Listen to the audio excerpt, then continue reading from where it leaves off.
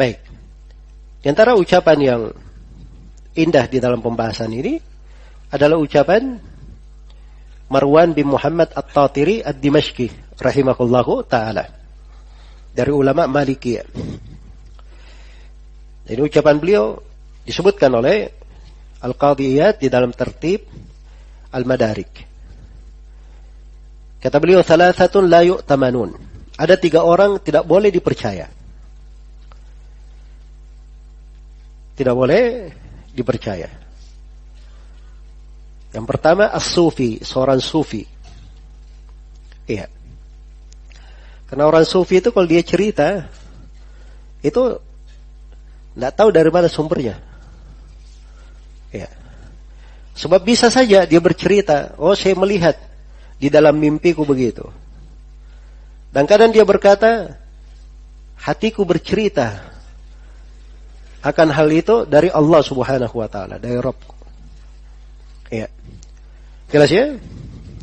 Karena itu bahasa-bahasa orang sufi itu selalu membahas antara bersambungnya hati. Itu kalau antum dengar pembahasan mereka tentang bersambungnya hati itu, ya. Kalau orang awam bisa tertipu ya, tapi kalau orang sudah kena sunnah, sudah kenal sunnah, itu bisa geleng-geleng lihat orang sufi ini. Iya. Subhanallah. Sampai ada, saya pernah lihat potongan video, ya, seorang sufi diterjemah lagi ke jemaah pakai bahasa Indonesia. Dia bercerita bagaimana bersambungnya hati itu. Katanya disebutkan oleh si fulan yang berasal dari Tarim. Tarim ini memang tempatnya orang-orang sufi berkumpul di sana. Ya. Jelas ya? Katanya dia datang ke kota Medina. Ya. Sebelum masuk ke kota Medina, dia dijumpai oleh Fatimah Az-Zahra. Masya Allah, berjumpa dengan Fatimah. Ditanya oleh Fatimah, mau ke mana?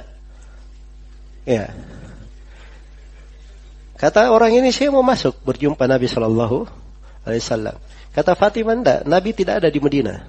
Nabi sedang di Hadramaut, di Tarim sana, berkumpul dengan beberapa habib disebut.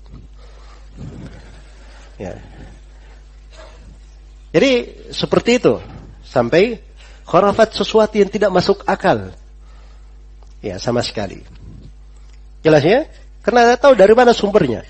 Karena itu kata Marwan bin Muhammad At-Tatiri itu kaidah. 3 orang jangan dipercaya. Sufi 1. Yang kedua, qasas, tukang kisah. Ya. Tukang kisah. Ini ceritanya kisah saja.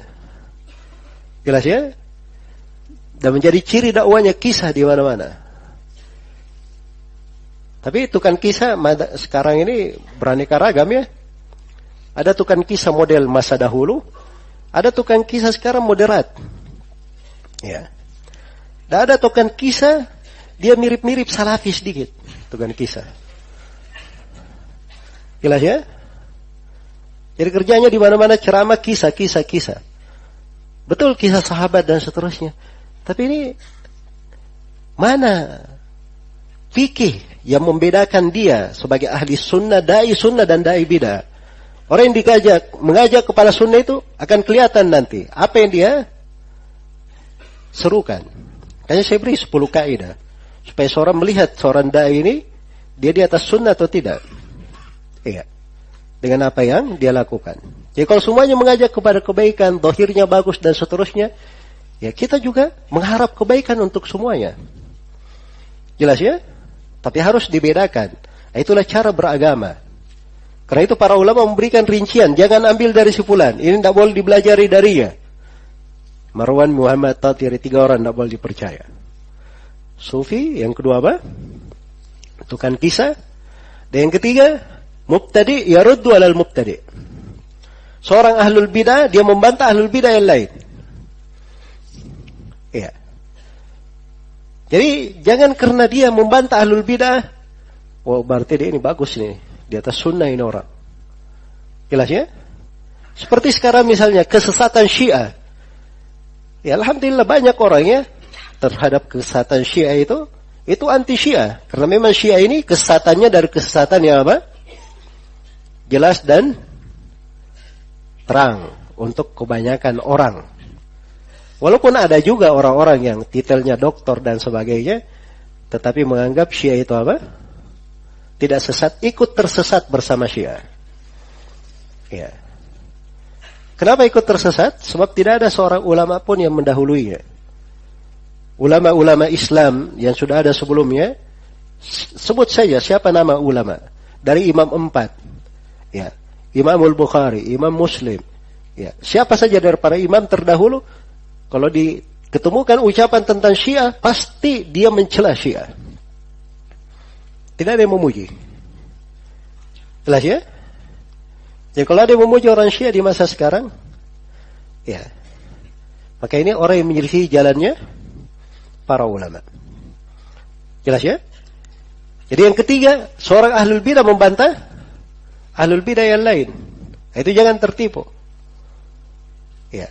Dan diantara sebab Abul Hasan Al-Ash'ari dia tertipu oleh Abdullah bin Sa'id bin Kullab, karena Abdullah bin Sa'id bin Kullab ini sangat jago sekali membantah kaum Mu'tazilah. Dan bantahannya luar biasa, membuat kaum Mu'tazilah itu kocar-kacir. Ya. Abul Hasan Al-Ash'ari yang dia ini sekian puluh tahun hidup di atas madhab Mu'tazilah. Bahkan ayah tirinya itu pentolan Mu'tazilah, Abu Ali Al-Jubbai. Ayah tirinya. Tapi dia bisa tinggalkan Mu'tazilah karena dia membaca bantahan-bantahannya siapa? Ibn Kullab ini.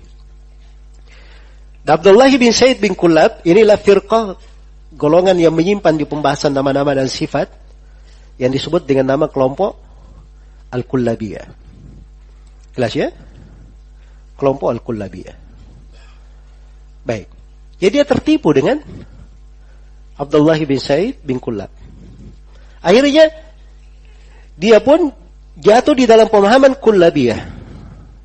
Kemudian dia modifikasi sedikit. Itulah madhabnya, madhab Asy'ariyah. Dan terakhir Abul Hasan Al-Asy'ari, beliau rujuk ke madhab As-Salaf. Iya. Dan itu pun rujuknya ke madhab As-Salaf, rahimahullahu ta'ala, tidak seperti ulama yang lainnya. Ulama yang lainnya itu seperti Abu Hatim, Abu Zur'a Ar-Razi, Al-Bukhari. Dia berkeliling ke seluruh negeri, mendapati lebih dari 1000 guru. Semua akidahnya sama. Mereka tanya, belajar semua pembahasan akidah. Abul Hasan Al-Asy'ari, dia ketemu dengan sebagian ulama yang di atas sunnah. Ya, seperti As-Sarraj dan yang semisal dengannya. Dihitung pakai jari. Tapi itu pun dengan kebaikan yang sudah sangat banyak beliau dapatkan. Beliau bisa keluar dan bisa keluar dari mazhab Asy'ariyah, dan beliau bisa mengenal jalan As-Salaf rahimahullah. Tempat buku yang beliau tulis, walaupun di sebagian buku-buku yang beliau tulis itu masih ada debu-debu pemikiran lamanya. Masih ada debu-debu pemikiran lamanya. Jadi maksudnya jangan tertipu ahlul bidah membantah ahlul bidah yang lain. Wah ini Masya Allah, fulan ini di atas sunnah. Kenapa? Karena dia juga membantah ahlul bidah.